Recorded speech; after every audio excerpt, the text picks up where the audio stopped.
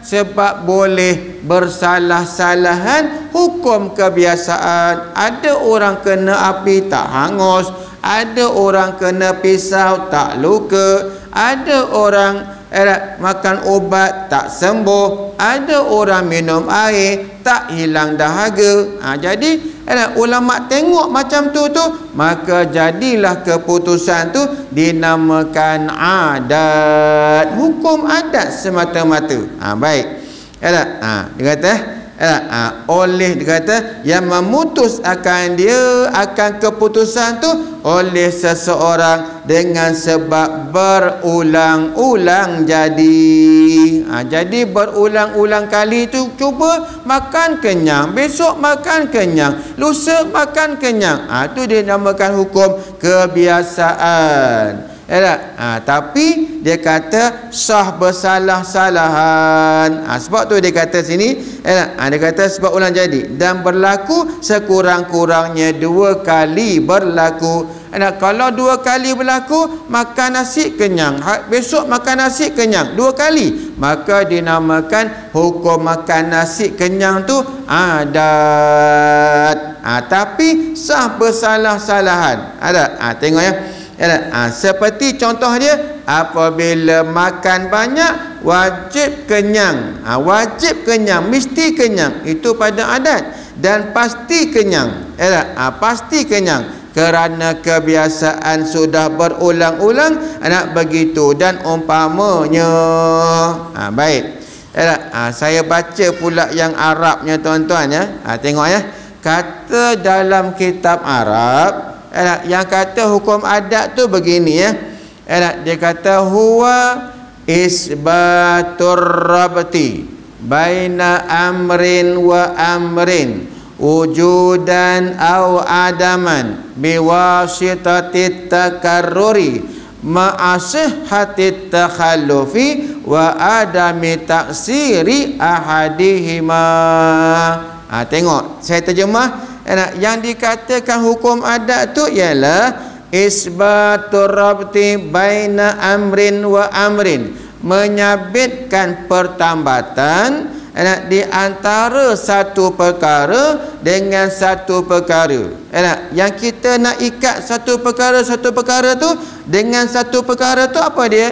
Sama ada wujud, sama ada ataupun tiada. Contohnya bila makan ada kenyang, bila tiada makan tiada kenyang. Itu kita ikatkan makan dengan kenyang, tak makan dengan tiada makan dengan makna lapar, yakni tiada kenyang. Kita ikatkan macam tu.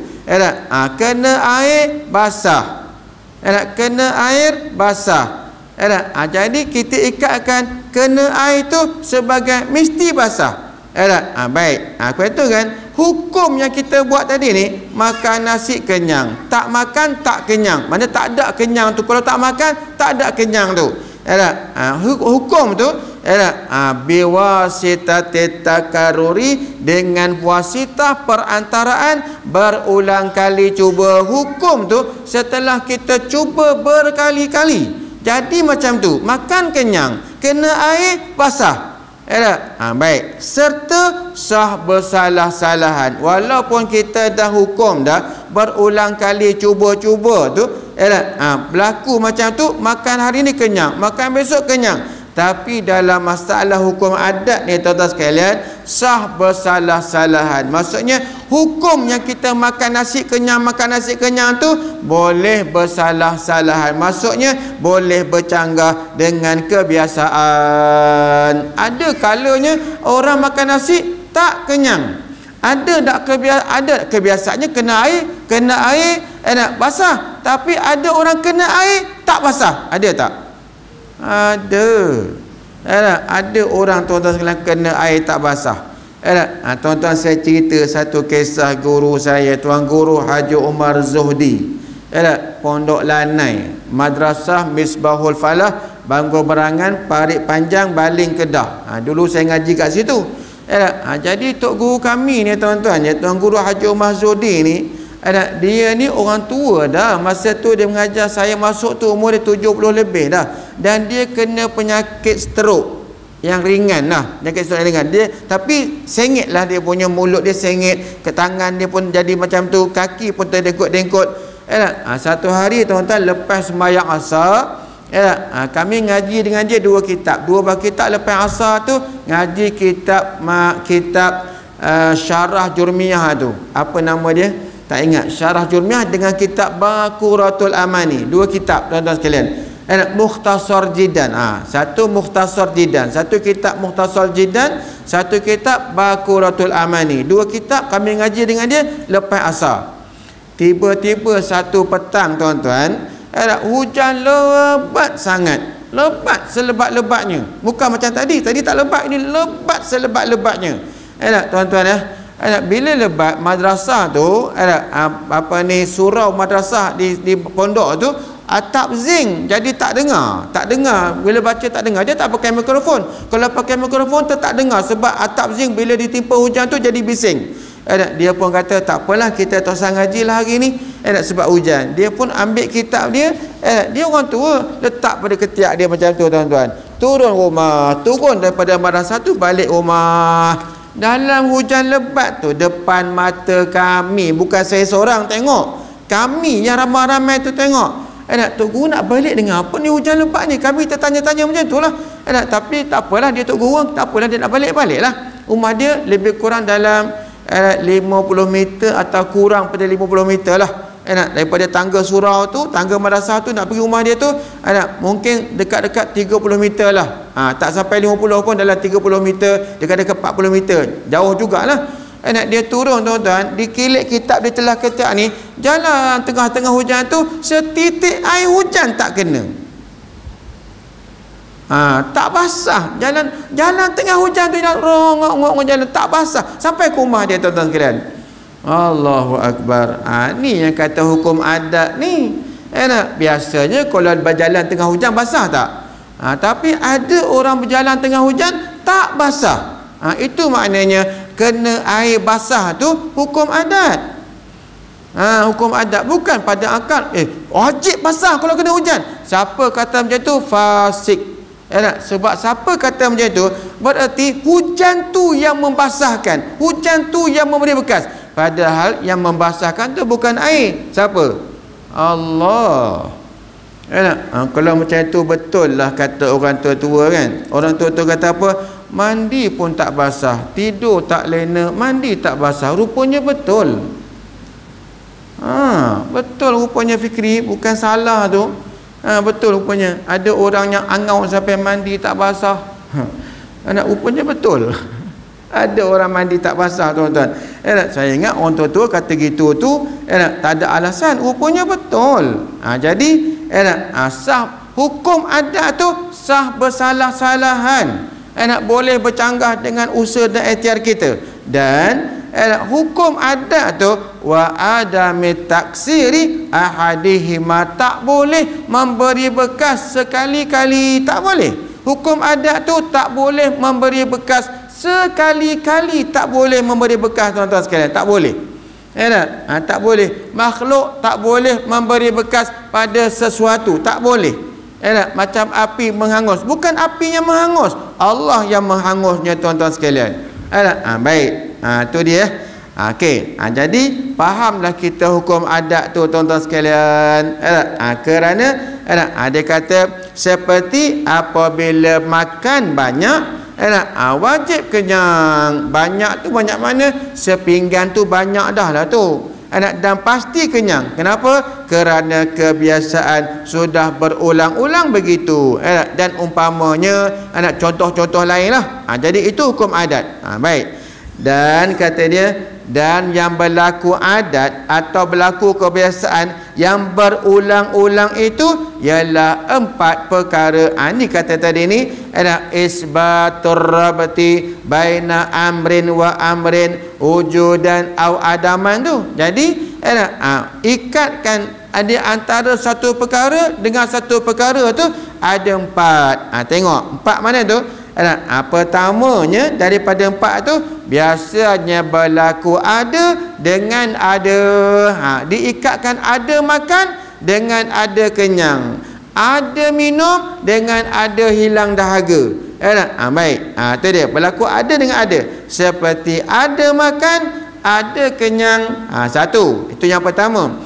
Keduanya pula biasa berlaku ada dengan tiada. Biasa berlaku ada dengan tiada. Seperti ada panas dengan tidak mandi. Ada panas dengan tidak mandi. Jadi maknanya itu kebiasaan. Kalau tak mandi, panas badan kita. Ketiganya biasa berlaku tiada dengan tiada. Seperti tiada sejuk dengan tiada mandi. Tiada sejuk, maksud tak sejuk tu panas lah. Dengan tiada mandi, tak mandi tu jadi tak sejuk tu. Kalau mandi sejuk. Tu tiada dengan tiada. Dan yang keempatnya biasa berlaku tiada dengan ada. Seperti tiada lapar dengan ada makan. Tak laparlah kita bila ada makan. Mana kenyang lah tu. Ada makan tu kenyang. Jadi ditambahkan yang pertama ada dengan ada. Tu kebiasaan. Kemudian ditambahkan pula dengan ada dengan tiada. Lepas tu ditambahkan pula yang ketiganya tiada dengan tiada. Yang keempatnya pula ditambahkan tiada dengan ada. Jadi 4 benda ni lah yang sering ataupun yang kerap berlaku tuan-tuan sekalian. Itu hukum adat. Sedangkan hukum ni, hukum adat ni, makan tu kenyang tu tuan-tuan, bukan makan tu yang mengenyangkan kita. Yang mengenyangkan kita siapa dia? Allah. Kalau macam tu kenapa kita makan? Usaha dan ikhtiar. Kalau kita kalau usaha dan ikhtiar ni Allah sandarkan kepada kita. Sebab kita ni tuan-tuan ya, dalam 2-3-4 hari ni asyik bicara benda ni. Saya sebut benda ni aja tuan-tuan sekalian. Sebab apa? Sebab banyak orang salah faham. Tentang apa? Tentang masalah qada dan qadar serta qada mu'allaq, qada mubram. Banyak orang salah faham tuan-tuan sekalian berkenaan dengan qada dan qadar. Dan ada qada mu'allaq, ada qada mubram. Macam mana jadi qada mu'allaq, macam mana jadi qada mubram, dan macam mana pegangan kita qada dan qadar. Beriman, rukun iman yang keenam apa dia? Percaya dengan qada dan qadar. Jadi percaya dengan qada dan qadar ni tuan-tuan sekalian. Macam mana kita kata, macam mana tuan-tuan pegang qada dan qadar ni? Kita tetap akan kata apa? Segala-gala perkara, baik ataupun buruk, jahat ataupun baik, ibadat ataupun taat, kufur ataupun iman, semuanya sudah ditentukan oleh Allah. Akan tetapi bagaimana datangnya qada yang boleh berubah pula kalau dah tetap? Kalau dah tetap, macam mana boleh berubah pula? Sebab qada mu'allaq tu qada yang bergantung dengan sesuatu, maknanya boleh berubah. Sebab tu ada orang salah faham. Siapa kata qada tu tak boleh berubah? Dia kata qada tu boleh berubah dengan doa. Sebab ada hadis. Qada yang mana? Tadi kata dah tetap. Cuba tuan-tuan buka kitab mana-mana pun. Semua kata beriman dengan qada dan qadar tu dengan makna kita mengaku dalam hati, kita percaya dalam hati segala-gala perkara, baik ataupun buruk, jahat ataupun baik, taat ataupun maksiat, iman ataupun kufur, laki-laki atau perempuan, kecil atau besar, kaya atau miskin, bodoh ataupun cerdik, semua tu sudah ditetapkan oleh Allah Subhanahu wa taala sejak daripada azali. Kalau dah tetap, bagaimana pula boleh berubah? Sebab tu pandang kat sini tuan-tuan ya. Tengok dia kata apa? Dia kata tadi semuanya daripada berlaku biasa berlaku. Dia kata biasa berlaku serta berulang-ulang. Itulah 4 perkara yang dikatakan adat atau kebiasaan. Mana tadi? Tengok Kita tiada sejuk dengan tiada mandi. Keempat biasa berlaku tiada dengan ada, seperti tiada lapar dengan ada makan, dan seumpamanya daripada perkara yang biasa berlaku serta berulang-ulang. Baik. Jadi tuan-tuan yang kita buat tadi ni, baik. Saya sebut tadi kan, makan nasi kenyang. Padahal dalam yang Arab ni dikata wa adamu taksiri ahadihima. Jangan kita pegang makan tu yang mengenyangkan kita. Sebab tu tuan-tuan, janganlah kita kata salah pula orang kata gini.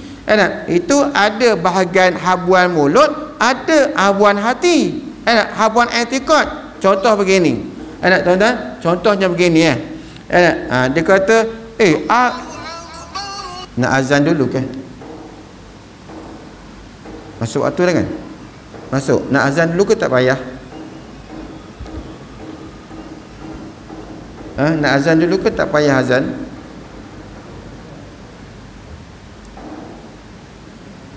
Tak nak azan?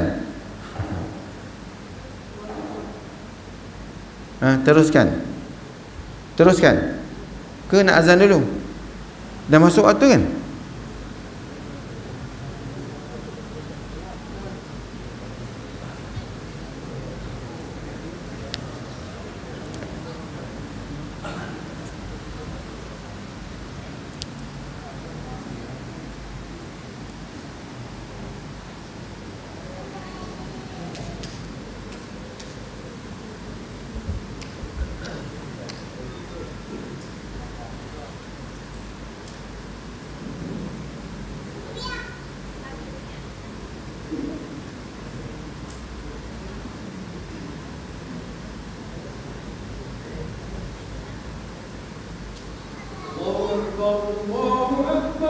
Allahu Akbar, Allahu Akbar.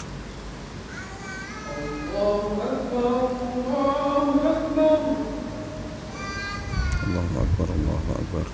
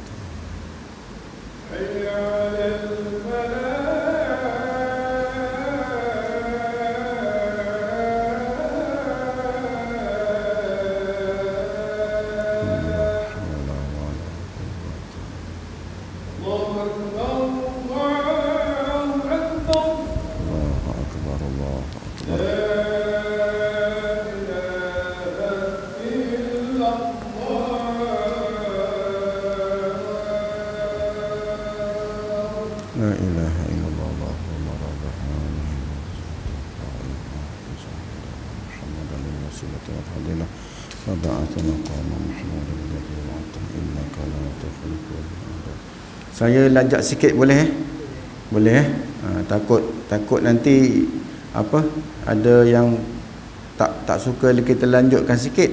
Pukul 9 insya-Allah kita berhenti. Baik. Jadi tuan-tuan kita manusia ni kan, dalam bab akidah ni tuan-tuan kita ada firqah-firqah ataupun golongan-golongan yang ulama dah dah bagi-bahagikan.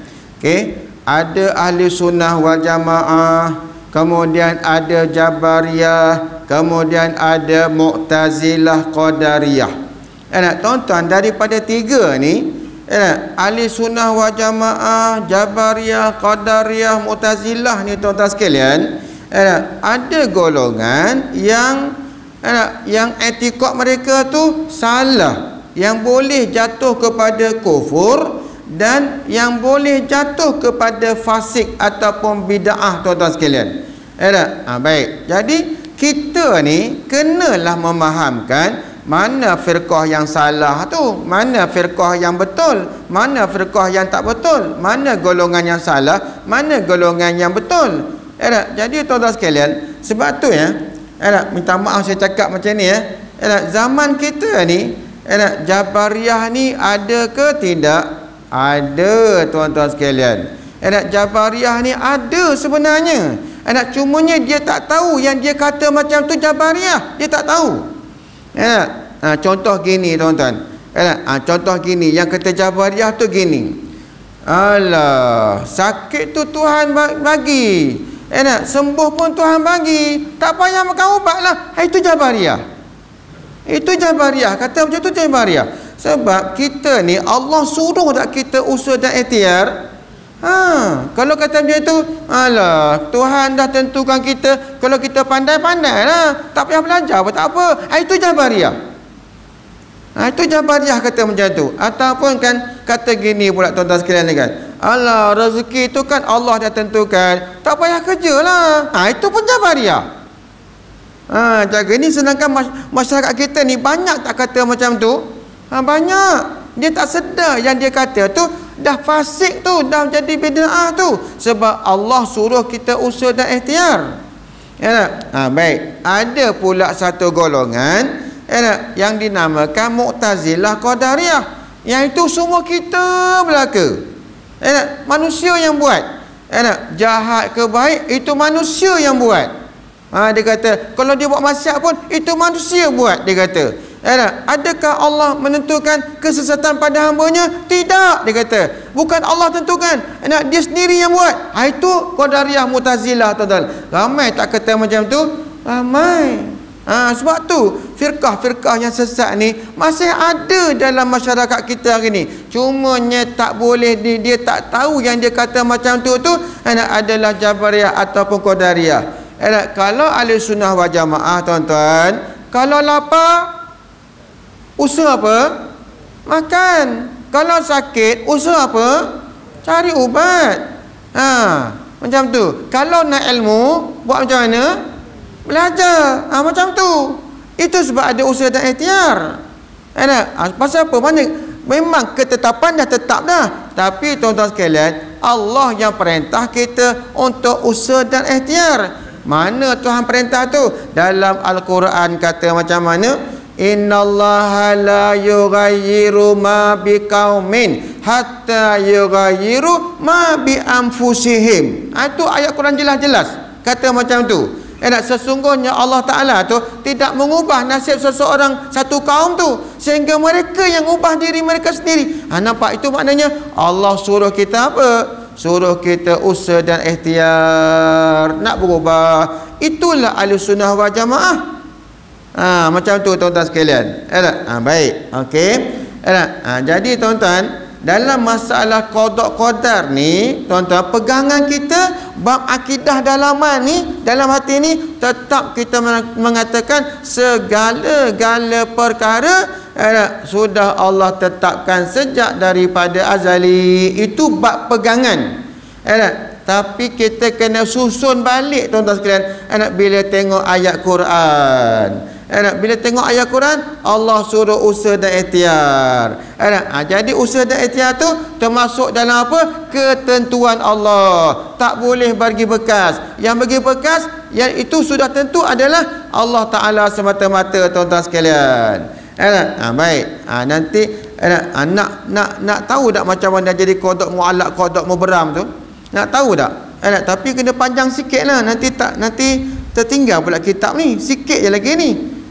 Baik, tak apa, saya baca dulu. Nanti kalau ada masa lagi, kita sebut pula masalah macam mana jadi qada muallaq, qada mubaram tu, tuan-tuan sekalian. Macam mana? Baik. Jadi empat perkara. Itulah empat perkara yang dikatakan adat atau kebiasaan yang berlaku dan kebiasaan jadi.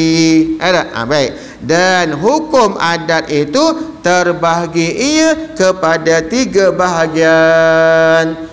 Hukum adat ada 3. Pertama, wajib adat. Dan yang kedua, mustahil pada adat. Dan yang ketiga, harus pada adat. Tuan-tuan ya, wajib adat, mustahil adat dan harus pada adat jangan dicampur adukkan dengan wajib pada akal, mustahil pada akal dan harus pada akal. Lain. Hukum adat dengan hukum akal adalah 2 hukum yang jauh perbezaannya, tuan-tuan sekalian.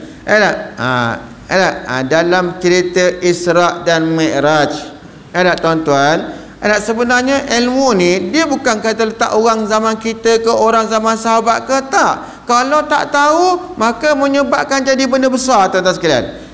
Jadi kisah Isra' dan Mi'raj tu, dah kan Nabi naik ke langit, tuan-tuan ya. Nabi naik ke langit, okey. Nabi dinaikkan oleh Allah ke langit, tuan-tuan sekalian. Baik.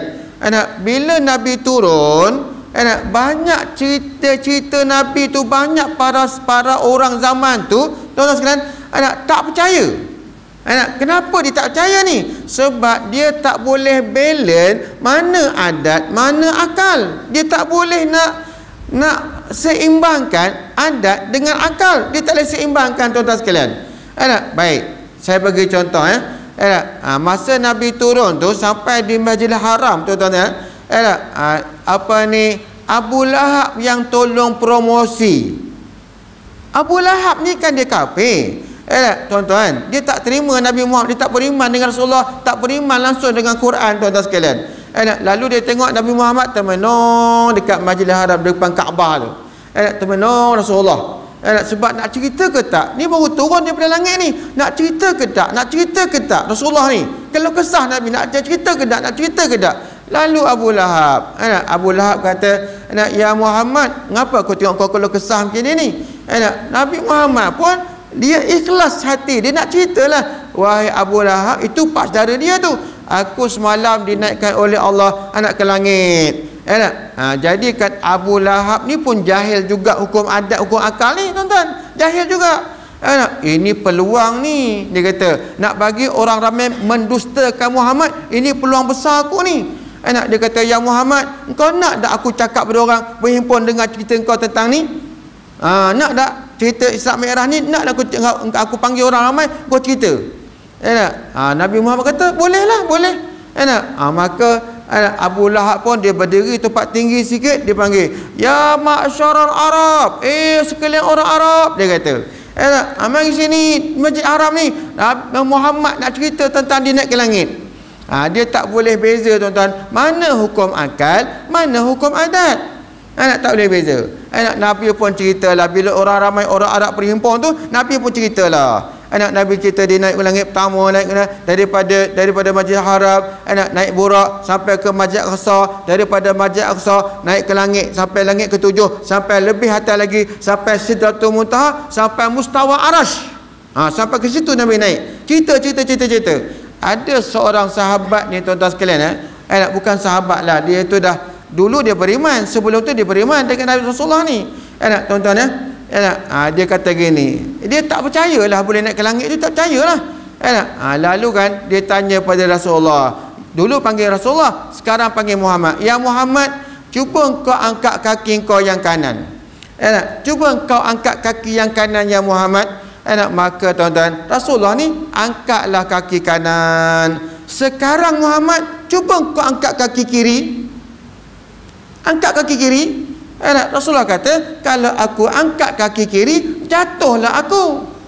Jatuhlah aku. Dia pun kata gini, ya Muhammad, kalau kau tak mampu nak angkat dua kaki kau sekali, nak angkat dua kaki tak mampu kau nak angkat, bagaimana kau nak naik ke langit? Tengok tuan-tuan. Lalu Rasulullah kata, soalan kamu tu jawapan dia ada pada Sayyidina Ali. Ada pada Sayyidina Ali. Kau tanya pada Sayyidina Ali. Si Fulan ni tuan-tuan, pergi tanya pada Sayyidina Ali. Wahai Ali, ini Muhammad suruh tanya. Kalau Muhammad tak boleh angkat dua kaki, macam mana dia nak ke langit? Tuan-tuan tahu tak jawapan Sayyidina Ali? Tahu tak jawapan Sayyidina Ali? Tahu tak? Apa jawapan Sayyidina Ali? Sayyidina Ali cabut pedang dia, terus cantas kepala orang tu, tuan-tuan sekalian. Cantas terus, tergolek.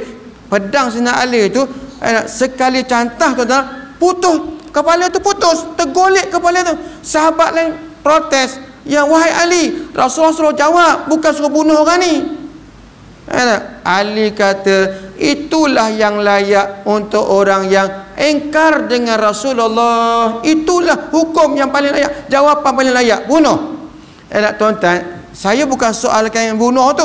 Soalan saya, orang yang tanya tu dia tak faham. Pada adat memanglah Nabi tak boleh naik ke langit, pada hukum adat. Tapi kalau Allah yang buat, pada akal boleh tak boleh?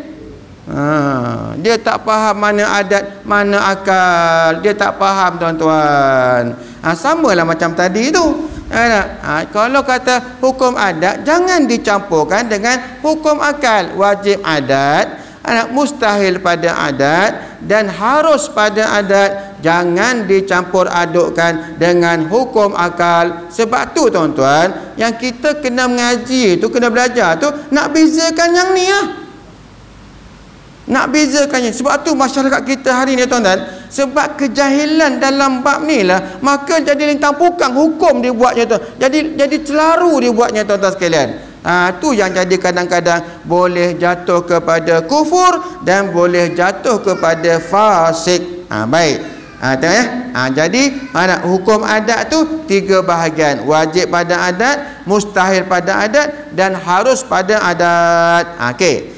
Bila kita kata macam tu, tengok ya, bermula wajib itu ialah barang yang pasti jadi dan pasti berlaku pada kebiasaan. Seperti contohnya, makan banyak maka wajib, yakni pasti kenyang, atau tentu kenyang. Dan apabila bakar dengan api, tentu pasti hangus. Dan seumpama itu wajib pada akal, pada adat. Adatnya anak bakar hangus, adatnya makan kenyang. Tapi tuan-tuan sekalian, terkadang-kadang bersalahan berlakunya. Baik. Tu. Dan mustahil pada adat itu ialah barang yang tidak biasa berlaku. Mana yang tak boleh berlaku pada adat. Adat tak boleh berlaku. Dan tak biasa jadi. Seperti makan banyak tidak kenyang, makan tak kenyang. Mustahil pada adat. Dan bakar dengan api tak hangus, mustahil pada adat, bukan mustahil pada akal. Dan umpamanya daripada perkara yang tiada biasa terjadi, yang biasa jadi, masuk api hangus. Kena pisau luka. Makan nasi kenyang, tapi yang ni makan nasi tak kenyang, mustahil pada adat. Adat saja. Baik. Dan tiada bisa berlaku. Dan harus pada adat itu ialah barang yang boleh berlaku dan boleh jadi tak berlaku, dan tidak berlaku. Boleh jadi berlaku, boleh jadi tak berlaku, dan tidak boleh jadi. Seperti kenyang apabila makan 2 pinggan, dan boleh jadi kenyang dengan kurang sedikit. Sebab itulah harus pada adat, makan nasi sikit kenyang, makan sikit kenyang. Ada pula makan banyak tak kenyang. Itu harus. Itu harus pada adat tuan-tuan sekalian. Dan boleh dikenyang dengan lebih sikit daripada 2 pinggan. Itulah harus pada adat. Dan 3 perkara hukum adat ini termasuk semuanya dalam harus pada akal. Sebab tu tuan-tuan, hukum 3 tadi ni, wajib pada adat, mustahil pada adat, harus pada adat. Tiga hukum ni kalau kita masukkan pada akal, 3 ni adalah perkara yang harus pada Akal. Harus tak Allah Ta'ala buat makan nasi tak kenyang? Boleh tak? Boleh. Boleh tak Allah Ta'ala buat kena api tak hangus? Boleh. Boleh tak Allah buat kena pisau tak luka? Itu benda harus pada akal. Tiga-tiga tu harus pada akal, tuan-tuan sekalian. Jadi jangan dicampur adukkan akal dengan adat. Bila kata macam tu, macam tadilah, kalau tak faham hukum adat, hukum akal ni, sampai mengingkarkan mukjizat Nabi, hukumnya apa dia? Kafir.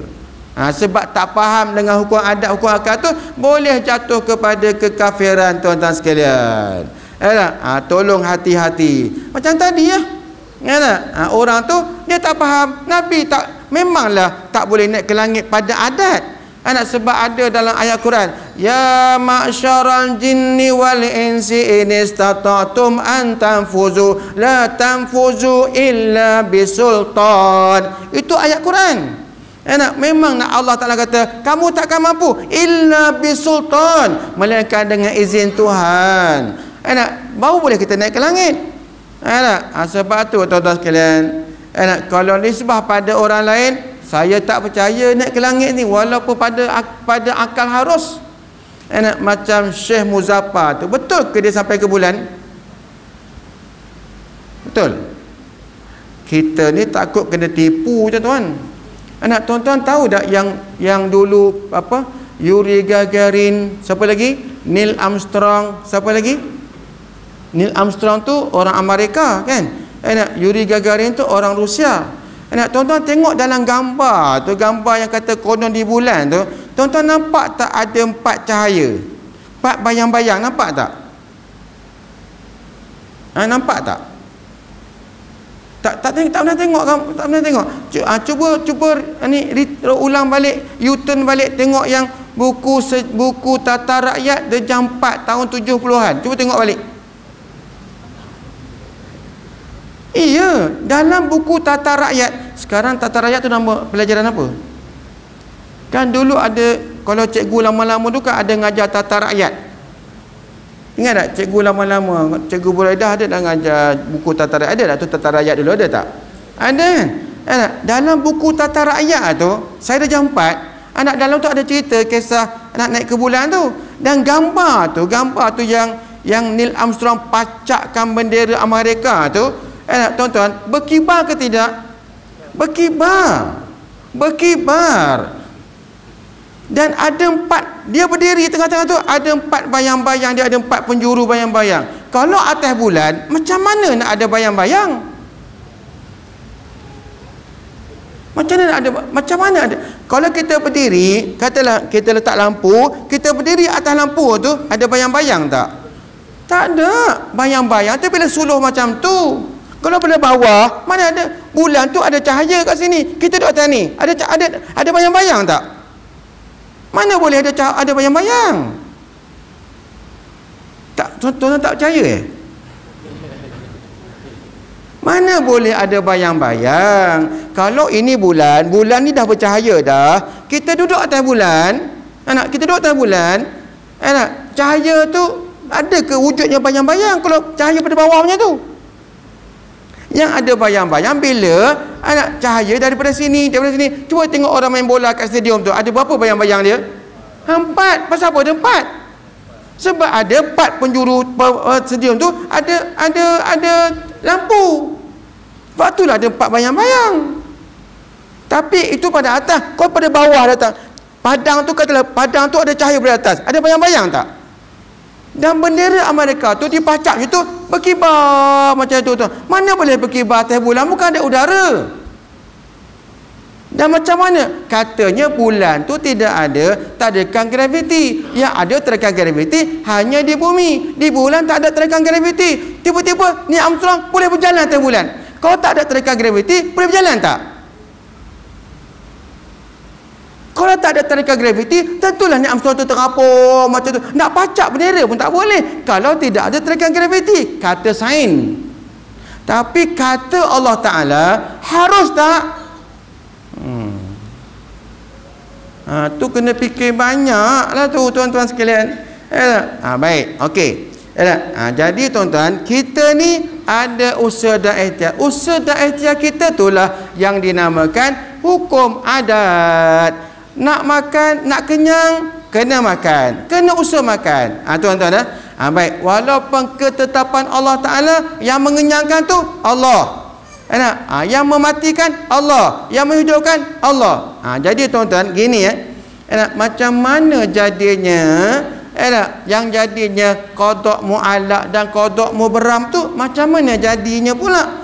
Kalau dah tetap, mana boleh berubah? Sedangkan qada mu'allaq, qada mubram tu ada yang boleh berubah. Macam mana pula pegangan kita? Gini tuan-tuan okey. Malam ni kalau kita pernah pegang salah, perbetulkan balik tuan-tuan sekalian. Okey. Pertama saya nak sebut pegangan Ahlussunnah wal Jamaah, segala-gala perkara sudah ditentukan oleh Allah sejak daripada azali. Ini tertulis dalam Quran, yang sudah tetap tu dah ada dalam Quran. Dalam surah Qaf, kalau tak silap saya, Allah Ta'ala kata, ma yubaddalul qawlu ladayya, ma yubaddalul qawlu ladayya, tiada berubah perkataan di sisi aku, kata Tuhan. Maknanya yang Allah dah tentukan tak boleh berubah. Itu jelas pegangan Ahlussunnah, tak boleh berubah. Segala-gala perkara sudah ditentukan oleh Allah Ta'ala.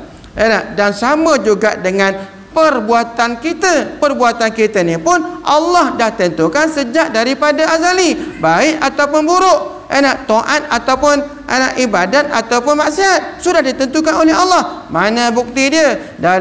Tak ingat dalam surah apa, tapi ayat Quran berbunyi, wallahu khalaqakum wa ma ta'malun, dan Allah menjadikan kamu dan apa yang kamu buat. Mana Allah jadikan zat kita ni, dan Allah Ta'ala jugalah yang menjadikan perbuatan-perbuatan kita. Okey, dah tetap dah tuan-tuan sekalian. Baik, tiba-tiba kan tuan-tuan, datang satu hadis pula, dia kata la yuraddul qada illa bidu'a. Nabi kata tiada berubah qada tu melainkan dengan doa. Tadi dah pegang kata Allah Ta'ala kata dalam Quran, bahkan dalam hadis pun dia sebut, dah tetap dah. Tiba-tiba Nabi kata hukum qada tu boleh pula berubah dengan doa. Yang mana pula ni tuan-tuan yang berubah tu? Yang berubah tu yang mana pula? Yang ni yang kita nak tahu, yang mana pula yang berubah tu, yang mana pula?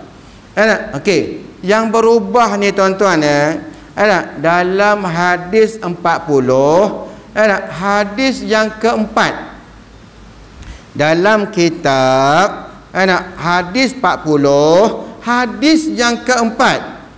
Ada hadis 40 dalam masjid ni, dalam surah ni ada adik-adik kita hadis 40 ada? Tak ada. Kalau tak ada tak apa.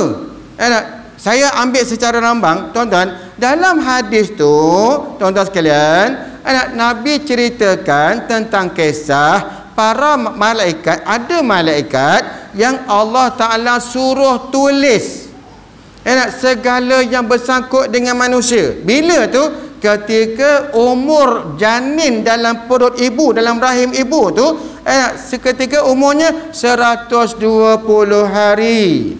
Kan ada hadis tu. Tengok dalam hadis 40. Hadis yang keempat dalam tu disebut Allah suruh tulis jodohnya, kehidupannya, rezekinya, ajal mautnya. Allah suruh malaikat tulis. Malaikat pun tulis lah.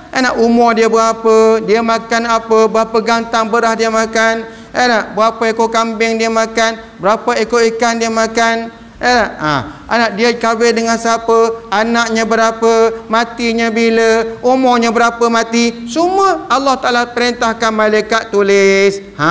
Tuan-tuan, dalam yang ditulis oleh malaikat ni, saya tanya dulu tuan-tuan, yang ditulis oleh malaikat ni qadim ataupun baharu?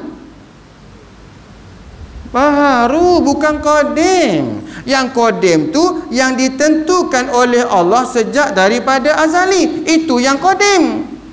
Yang ditulis oleh malaikat tu baharu. Pasal apa? Sebab qalam tu baharu, Lauh Mahfuz tu baharu, malaikat tu baharu. Jadi yang ditulis oleh malaikat tu baharu.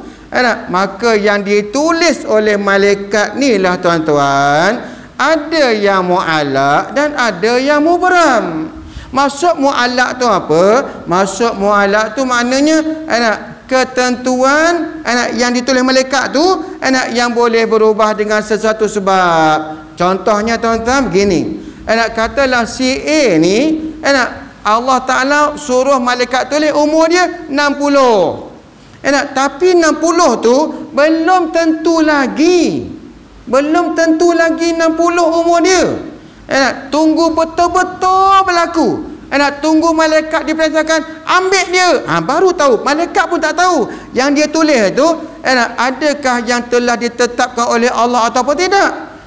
Yang mubram tu yang dia ditetapkan dalam tulisan malaikat tu. Jadi maknanya tuan-tuan, yang dalam tulisan malaikat tu ada yang sudah ditetapkan seperti dalam iradat, dan ada yang tidak tetap, ada yang boleh berubah. Itu yang baru timbulnya qada' mu'allaq dan qada' mubram. Bukan yang di dalam ketentuan Allah yang sejak azali tu, tak. Macam tu. Jadi tuan-tuan, jangan salah faham bab ni. Pasal apa? Sebab ada beberapa orang saya dengar dia ceramah, tuan-tuan sekalian, siapa kata qada' tu tak boleh berubah, dia kata. Dia pun macam la yuradu qada' illa bi du'a. Qada' di sini bukan ketentuan Allah yang azali tu. Qada' di sini ialah yang ditulis oleh malaikat. Itu namanya qada' mu'allaq ataupun qada' mubram. Jadi yang ditulis oleh malaikat tu ada yang sama dengan kehendak Allah yang sejak azali dan ada yang tak sama. Maka pandang pada situlah timbulnya qada' mu'allaq dan qada' mubram. Bukan yang dia tetap tu, tak. Yang tetap di sisi Allah Ta'ala, mana di sisi kudrat, di sisi iradat, di sisi ilmu, semuanya sudah ditetapkan oleh Allah. Bersangkutlah dengan masalah hukum adat ni. Katalah seorang tu lapar pukul 9.10 minit dia lapar. Sekarang pukul 9.8 minit. Lagi 2 minit 9.10 minit. 9.10 minit dia lapar. Contoh. Dan dia akan kenyang dalam ketentuan Allah sejak dari itu, dia akan kenyang pukul 9.30. Dia akan kenyang pukul 9.30. Jadi ketentuan Allah Ta'ala, kenyang tadi dia makan. Allah Ta'ala tentukan dia makan pukul 9.30. Lapar tadi daripada pukul 9.10 minit, 9.15 minit, 9.20 minit, 9.20 minit sampai 9.30. Lapar, 9.30 kenyang. Itu sudah ditentukan oleh Allah Ta'ala sejak daripada azali. Macam tu. Jaga tu baik-baik tu masalah. Jangan kata gini pula. Katalah ada yang sedengar, adakah Allah Ta'ala menentukan setang pada hamba-Nya? Tidak. Dia kata tak. Kejahatan, kesesatan tu bukan Allah yang buat. Sedangkan itu semua sudah ditetapkan oleh Allah. Wallahu alam. Kita sambung nanti. Tambihun, bermula mengetahui hukum adat itu satu perkara yang baik dan bagus. Bukan fardu ain. Wallahu alam. Ada soalan tak? Ya, sila tuan. Ajal, okey. Macam ni. Dia tak, yalah tak apalah tuan tanya soalan ajal mu'allaq, ajal mubram tu maksudnya ialah qada' mu'allaq, qada' mubram tu lah. Ajal tu termasuk dalam ketentuan. Okey, gini ya. Kalau merujuk kepada iradat ketentuan, dah tetap dah. Umur kita ni semua dah tetap dah. Hatta tuan-tuan sekalian, ahli syurga, ahli neraka pun dah tetap ke belum? Dah. Sudah ditetapkan oleh Allah sejak daripada azali, tuan-tuan. Mudah-mudahan anak kita yang di dalam masjid ni ditentukan oleh Allah sebagai ahli syurga, insya-Allah. Baik. Jadi tuan-tuan ya. Jadi ajal tu sudah ditentukan oleh Allah. Baik. Tapi kena tengoklah pula yang malaikat tu tulis. Gini ya. malaikat tu tulis berapa yang perintah Tuhan. Tu yang kata tadi ni. Ada dak orang yang kisah di zaman Nabi Sulaiman. Zaman Nabi Sulaiman, tuan-tuan sekalian, ada satu orang ni, dia datang di majlis Nabi Allah Sulaiman. Dia datang di dalam majlis Nabi Allah Sulaiman. Dalam majlis tu, malaikat Israel pun datang. Malaikat Israel pun dapat jemputan daripada Nabi Sulaiman. Kan? Tiba-tiba kan malaikat Israel tu masuk dalam majlis tu, dia tengok si fulan yang datang ni, aku nak cabut nyawa dia ni besok. Kata Israel kepada Nabi Sulaiman. Macam mana dia dekat sini? Sedangkan aku cabut nyawa dia di tempat lain. Macam mana dia dekat sini? Kata Nabi Sulaiman, kata Israel kepada Nabi Sulaiman. Tiba-tiba kan tuan-tuan, sepatut besok tu mati dah lah kan? Sebab Israel kata macam tu, matilah dia. Tiba-tiba tuan-tuan, Nabi Sulaiman tengok dia 5 tahun ke depan, dia ada lagi. Padahal malaikat Israel dah cakap dah pada Nabi Sulaiman, aku nak cabut nyawa dia besok. Tiba-tiba tuan-tuan, 5 tahun ke depan hidup lagi. Nabi Sulaiman pun tanya orang ni, kau tak jadi mati ke? Kau tak jadi mati ke? Sebab malaikat Israel dah kata pada aku, nak cabut nyawa kau dulu, besok tu. Ingat tak kau datang majlis aku? Kau ingat tak? Aku jumpa malaikat Israel. Maknanya tuan-tuan, yang malaikat Israel tahu tu bukan sebenar lagi. Jadi malaikat Nabi Sulaiman tanya, apa yang kau buat sampai Allah lanjutkan usia kau? Bukan lanjut, memang itu ketetapan Allah. Cuma nak memandang kepada qada' mu'allaq, qada' mubram tu, Nabi Sulaiman tanya pada orang, apa yang kau buat? Dia kata, aku nak lepas balik pada majlis kau tu, aku singgah rumah saudara aku sekian, aku sedekah pada dia, aku hubungan silaturahim, aku berdoa pada Allah agar umur aku panjang. Jadi tuan-tuan, dalam masalah ni, itu namanya yang dikatakan ajal mu'allaq dan ajal mubram. Okey, boleh tuan faham? Ada soalan lain?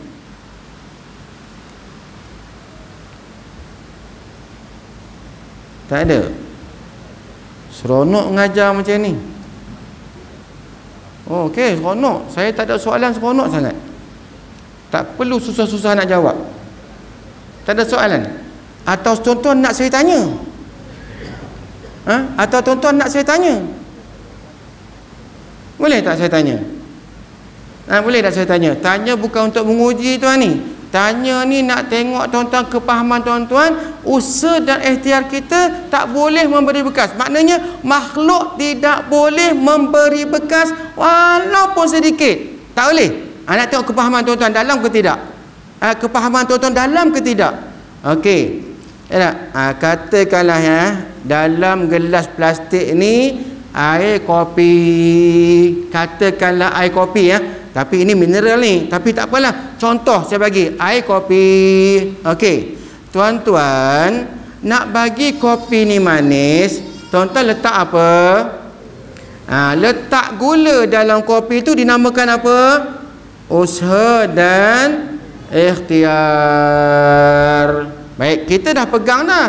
Usaha dan ikhtiar kita tak boleh memberi bekas. Okey, kita pun ambil kopi yang kita letak gula 1 sudu, kita pun kacau. Tuan-tuan kacau. Manislah gula tu tuan-tuan. Manislah kopi tu. Baik, soalan pun datang. Soalan pun datang. Soalannya tuan-tuan, manis kopi tadi ni, adakah manis yang datang daripada gula? Yang dekat Masjid An-Naim jangan jawab. Yang orang dalam Masjid An-Naim yang pernah dengar soalan ni dekat Masjid An-Naim, tolong jangan jawab. Yang jawab dalam surau Al-Ahmadiyah ni. Orang yang duduk dalam, orang yang semayang kat sini, yang pertama kali tengok muka saya tuan-tuan sekalian, tolong jawab. Manis kopi tu tuan-tuan sekalian, kita kacau gula tu, gula pun hilang. Lepas tu kopi jadi manis. Okey, manis kopi tu adakah manis daripada gula ataupun bukan? Apa tuan? Bukan. Okey, manis dari mana? Itulah akidah yang tepat.